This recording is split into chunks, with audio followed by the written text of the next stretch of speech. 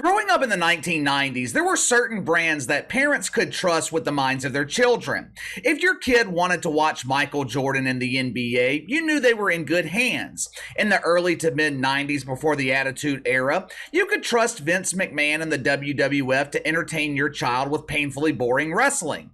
The characters back then were absolutely ridiculous. The show wasn't something that adults would watch, but as a young child, it was fun watching Bret Hart fake wrestle Doink the Clown.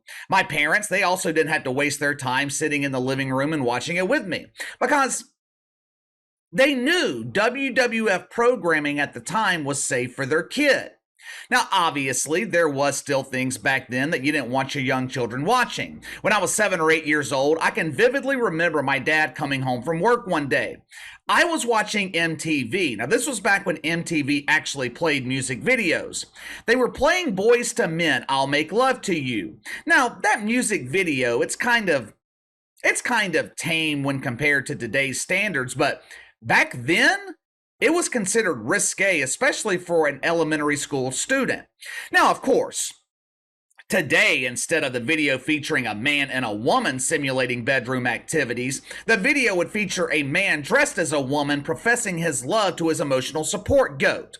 But anyway, my dad, he walks into the living room coming home from work and he is immediately pissed off. He snatches the remote, he changes the channel. He had told me before I was not allowed to watch MTV, and that's the entire point.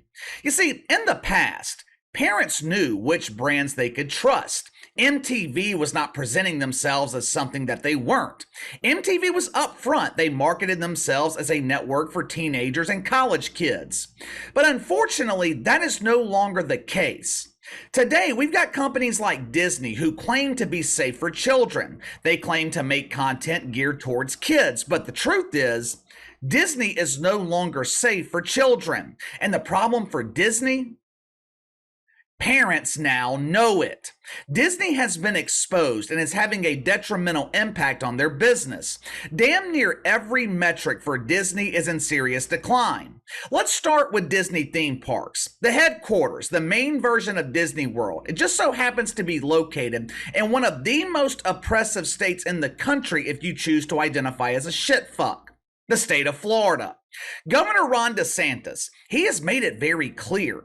If you can naturally fill a tuck-friendly bathing suit, you are not using the women's restroom in Florida.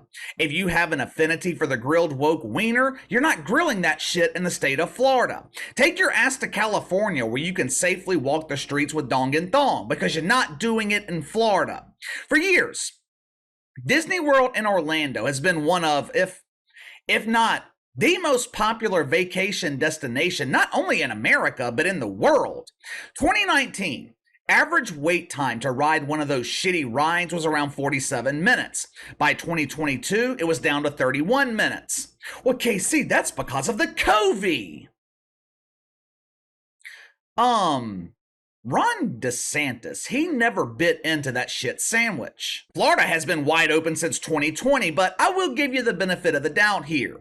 There were millions of people living in places like California or New York who pretended to be afraid to walk outside. People like Howard Stern, who was so afraid of the COVID in Florida that he fucking moved there. So far this year, the average wait time at Disney World in Orlando down to 27 minutes.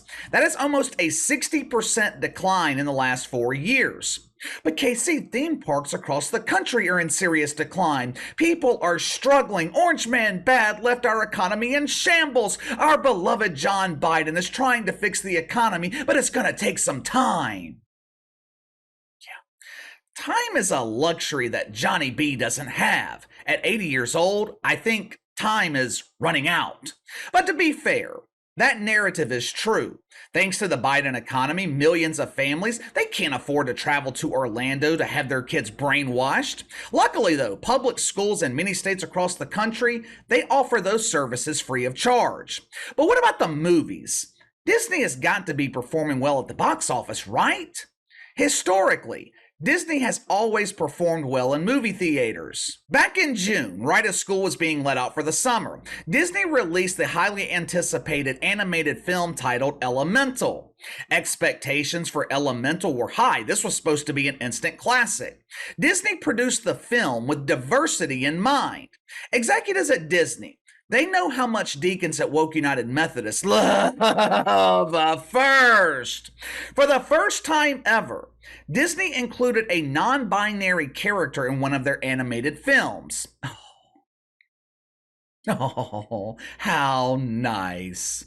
Since this film was heavily promoted and accomplished the necessary first by including a cartoon character without a gender, Disney expected Elemental to bring in $40 million during its opening premiere weekend. First day of release, 11.8 million. This caused Disney to lower their expectations. They lowered the projections to 30 million. Elemental, it did become a record-breaking film. It just didn't break the record that Disney expected. Elemental ranked second as the worst opening weekend for a Pixar film. Ended up grossing 149 million in the United States against a budget of 200 million. Disney was once again saved by international markets. Now, I'm assuming those countries have yet to come to the realization that Disney is being run by woke shitfucks. Parental trust. Parental trust has gotten so low with Disney that even movies without a hint of wokeism are failing to perform. Last month, Disney released Haunted Mansion, a movie inspired by one of the rides at their shitty theme park that people are not attending. Haunted Mansion, the ride, it actually has something in common with Haunted Mansion, the film. No one is riding the ride, and no one watched the movie. The film grossed 63 million in 2 months against a budget of 150 million. But that's okay. That's okay. I'm sure their recent huge embarrassing failures at the box office should be blamed on the Johnny Biden economy too. Families struggling to purchase $10 gallon milk cartons, they can't afford to go to the movies, but they can afford Disney Plus, right? The subscription service, streaming service. They can afford that, right? For the small price of $14 a month, parents can watch all the woke classics with their children at home, commercial free. Isn't that great? Come on, kids, it's movie night. Let's watch the non-binary cucumber seduce the gender void squash. When Disney released their initial estimate for the second quarter, they told their investors that they expected to have almost 155 million subscribers for Disney Plus. Instead, they lost nearly 11 million subscribers. Disney ended the quarter with 146 million, which was almost an 8% decline. Now, all these declining metrics, they are having a devastating impact on their stock price. 2 years ago, Disney stock hit its peak, trading at almost $200 a share.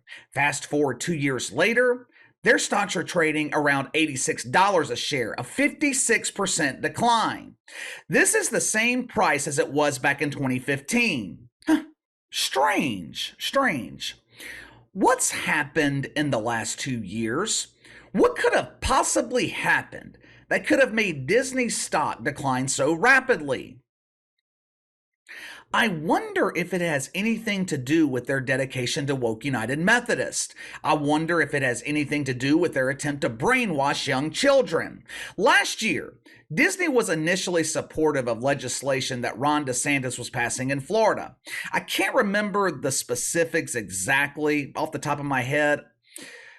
We covered it at the time here on the channel. If I remember correctly, it had something to do with transgender propaganda in public schools. I think Ron DeSantis was making it illegal for teachers to propagandize elementary school children, something like that. Either way, Disney was initially supportive of this legislation. They even donated money to support it. Once their shitfuck employees found out about it, they threatened to revolt. They pressured management to renounce their support of the bill. What did Disney management do? Did they tell their employees who's boss? Did they stand by their initial decision? They came out publicly, renounced their support of the legislation, and started fighting against it. Which begs the question, who is Disney creating content for? Are they creating content for their consumers, or Are they creating content to appease their woke employees and woke United Methodist? The decline of Disney, this is not coincidental. This is not a boycott. This is not a fad. When people started boycotting Bud Light back in April, it happened suddenly. Now, granted, the boycott has sustained, but it literally happened overnight. The decline of Disney's been different. This has been a gradual decline instead of a sudden decline. What does that tell you? Unless something drastically changes, this could be permanent. Like I said in the beginning, Disney has been exposed. Ron DeSantis, he has done what politicians do best. He has completely destroyed Disney's business.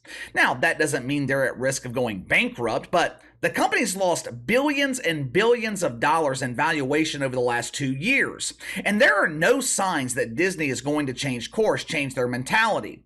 They're going to keep producing woke propaganda aimed at children and normal people, normal parents. They're going to continue to reject it. A 2-year decline, that cannot be blamed on inflation alone. Disney theme parks, they have been in decline since 2019. ESPN, they have been in decline for years now.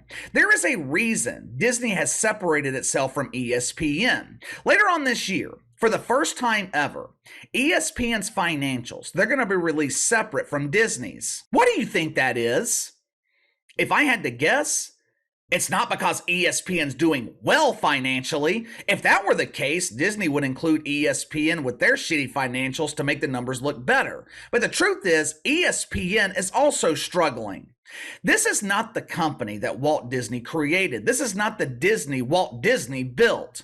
When I think about it, I guess Disney was the first company outside of the NBA to experience the wrath of normal people. It doesn't receive as much media attention since this decline happened so gradually, but you can make a strong case that normal people started using their voice with Disney, which spilled over into the boycotts of Bud Light and Target.